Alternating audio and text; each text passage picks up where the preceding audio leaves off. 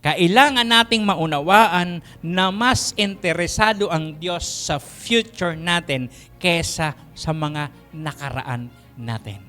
Once na pinatawad sa'yo ni Lord, ay as if you never sinned. Yan ang sabi ng Biblia.